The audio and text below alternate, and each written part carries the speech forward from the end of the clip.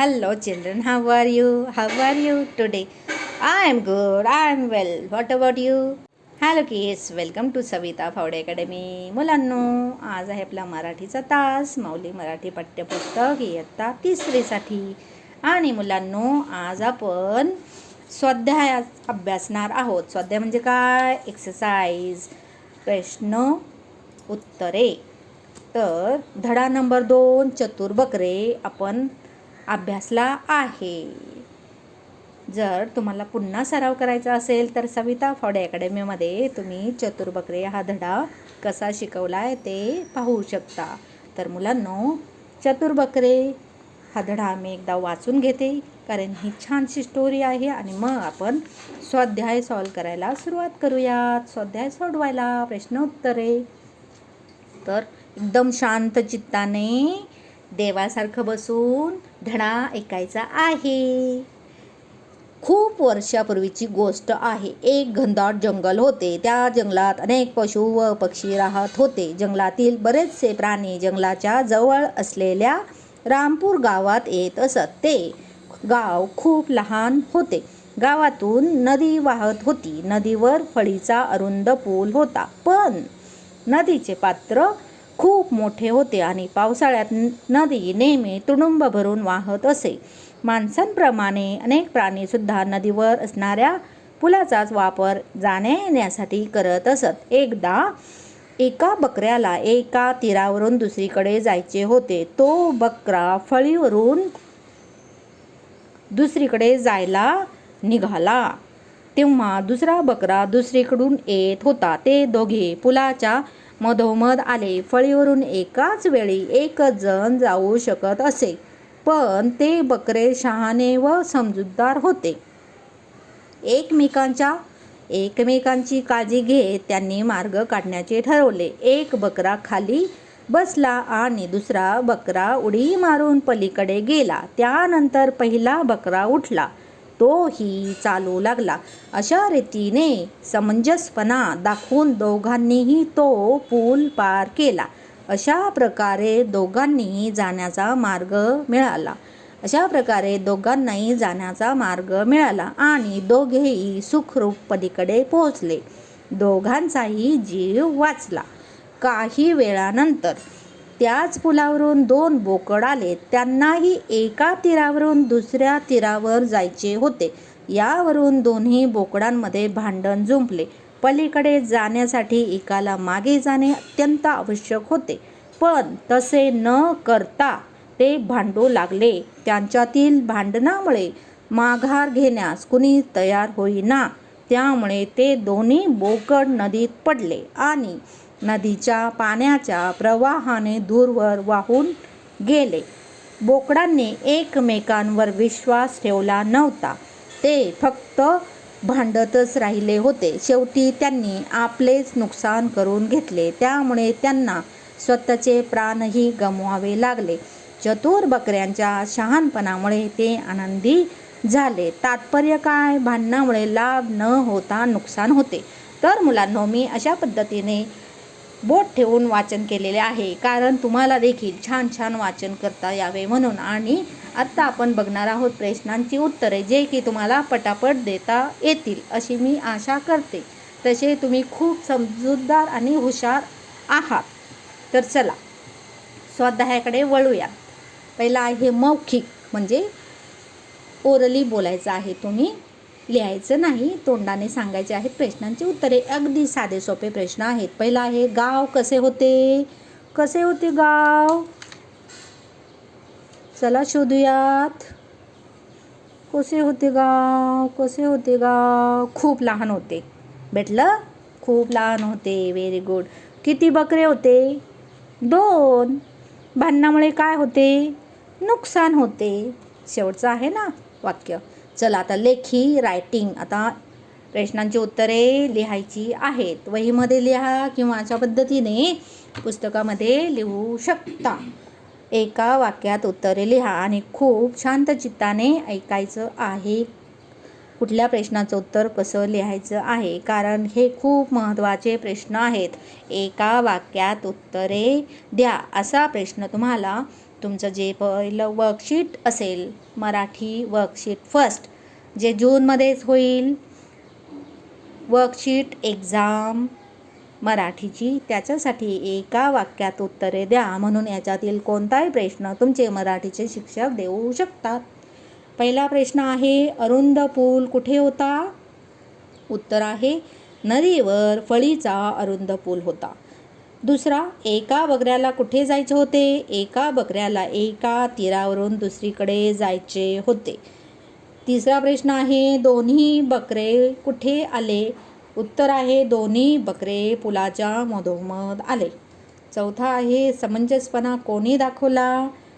उत्तर आहे, बकऱ्यांनी समंजसपणा दाखवला. पाचवा आहे, दोन्ही बोकडांमध्ये भांडण कशामुळे झाले? उत्तर आहे, एका तीरावरून दुसऱ्या तीरावर जाताना पहिले कोण जाणार यावर दोन्ही बोकडांमध्ये भांडण झाले. आता आहे, रिकाम्या जागा भरा किंवा रिकाम्या जागी योग्य शब्द लिहा असा प्रश्न तुम्हाला तुमच्या मराठीच्या वर्कशीटमध्ये, पहिल्या वर्कशीटमध्ये, जे की जूनमध्येच म्हणजेच याच महिन्यात होईल, त्याच्यासाठी याच्यातील कोणतेही फिलर्स तुमचे मराठीचे शिक्षक देतील. म्हणून सराव करायचा आहे मुलांनो. पहिला आहे, गावातून टिंब वाहत होती नदी. दुसरा आहे, ते दोघे पुलाच्या डॅश डॅश आले मधोमध. तिसरा, एक बकरा डॅश डॅश बसला खाली बसला. चौथा, दोघांनी तो डॅश डॅश पार केला पूल. पाचवा आहे, दोन्ही बोकडात भांडण जुंपले. बोकडात हा फिलअपसाठी असेल. तर याच धड्यावरती पुढचा प्रश्न असेल, चूक की बरोबर ते लिहा. तर या धड्यातील कोणतंही वाक्य दिलं जाईल ते चूक आहे की बरोबर आहे ते तुम्ही सांगायचं आहे. त्याच्यासाठीच मी व्हिडिओच्या सुरुवातीलाच हा धडा वाचलेला आहे, जेणेकरून तुम्हाला पटकन उत्तरे देता येतील. तर बघूयात. एक मोठे शहर होते. चूक आहे ना, कारण एक मोठे गाव होते आपल्या धड्यामध्ये, म्हणून चूक. दुसरा आहे, एका बकऱ्याला एका तीरावरून दुसरीकडे जायचे होते. बरोबर आहे, म्हणून बरोबर लिहायचं. तिसरा आहे, बकऱ्यांनी पूल पार केला. हो, बकऱ्यांनी पूल पार केला. बरोबर आहे. चौथा आहे, बोकड समुद्रात पडले. चूक. समुद्रात कसे पडतील? कारण आपल्या धड्यामध्ये तर नदी आहे. प्रश्न आहे चौथा. हा आहे व्याकरणाबद्दल. मुलांनो, तुमच्या मराठी वर्कशीट फर्स्ट, जे की जूनमध्येच होईल, त्याच्यासाठी व्याकरणमध्ये समानार्थी शब्द लिहा असा प्रश्न दिला जाईल. म्हणून या सर्वाचा तुम्ही सराव करायचा आहे. नदीसाठी समानार्थी शब्द सरिता, गावसाठी समानार्थी शब्द ग्राम, भांडणसाठी समानार्थी शब्द तंटा, तीरसाठी समानार्थी शब्द काठ.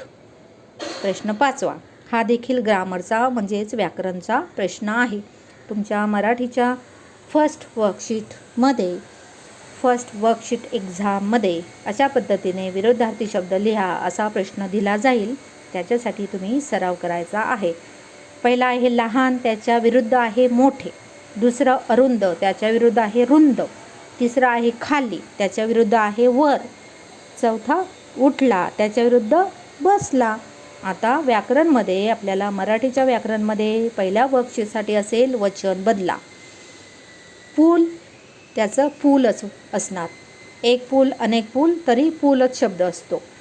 दुसरं उडी, तर वचन बदला म्हणजे एक वचन अनेक वचन, तर उडी एक अनेक असल्यावर उड्या. तिसरं नदी, एक नदी अनेक असल्यावर नद्या. म्हणजेच वचन बदला म्हणजे एक वचन आणि अनेक वचन. एक वस्तू असेल तर काय बोलायचं, अनेक असतील तर काय बोलायचं, म्हणजेच वचन बदलायचं. फळी, एक फळी असल्यावर फळी, अनेक असल्यावर फळ्या. फळीचं वचन फळ्या बदललं की. ओके. तर आता प्रश्न सातवा, लिंग बदला.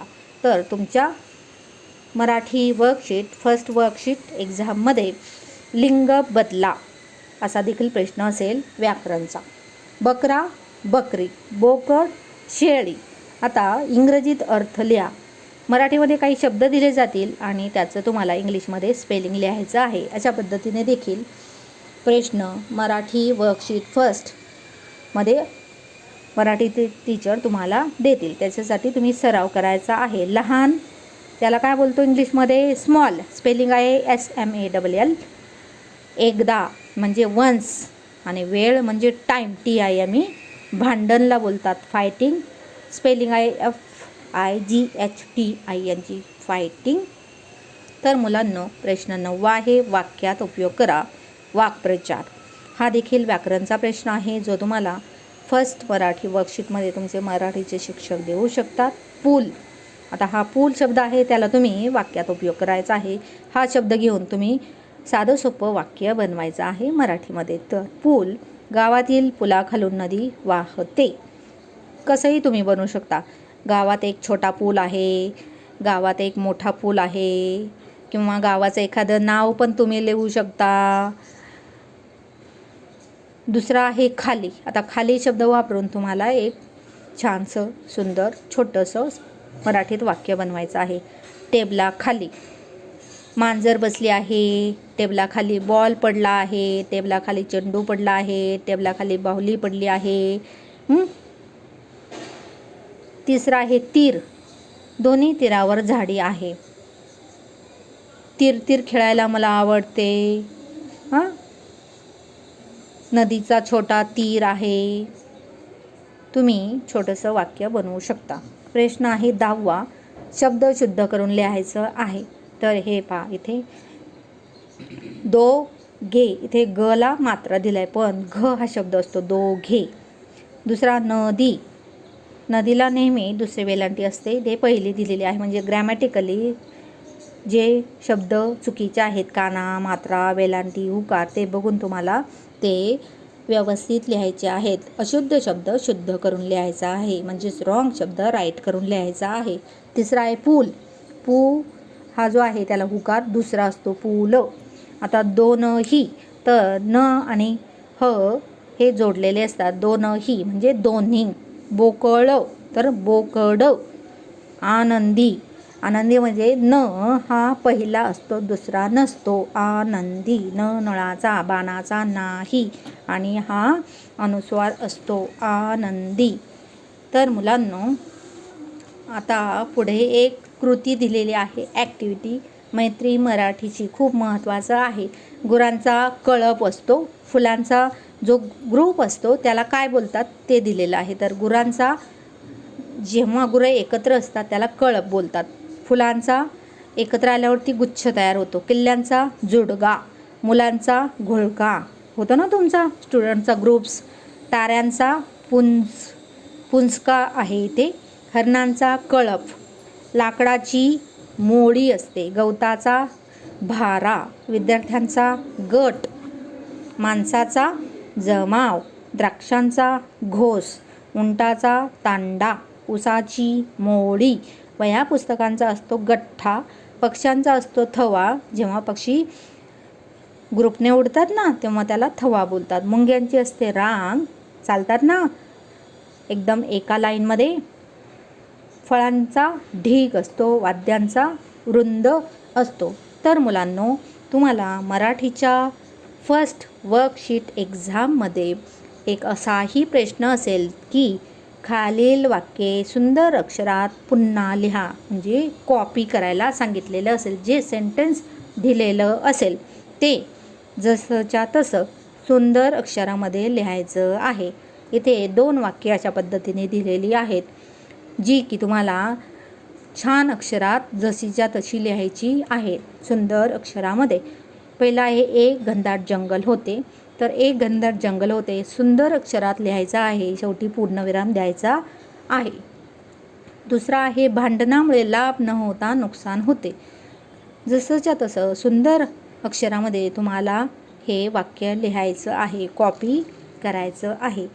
याच्या व्यतिरिक्त तिसरं वाक्य धड्यामधून तुमचे मराठीचे शिक्षक देऊ शकतात. मुलांनो, मला आशा आहे की आजचा हा स्वाध्यायाचा व्हिडिओ तुम्हाला खूप खूप उपयोगी पडेल मराठी फर्स्ट वर्कशीट एक्झामसाठी. त्याच्यासाठी तुम्ही याचा सराव करायचा आहे, लिहून काढायचा आहे. सर्व प्रश्नांची उत्तरे तुमच्या मराठी टेक्स्टबुकमध्ये, मराठी नोटबुकमध्ये, पूर्ण व्याकरण देखील अभ्यास करायचा आहे ते देखील लिहून काढायचे आहे. मुलांनो, मला आशा आहे की आजचा व्हिडिओ तुम्हाला खूप खूप उपयोगी पडेल. मुलांना आपण पुन्हा भेटूयात मराठीच्या पुढच्या धड्यामध्ये रामचे चातुर्य. तोपर्यंत थँक्यू, धन्यवाद. पुन्हा भेटू लवकरच.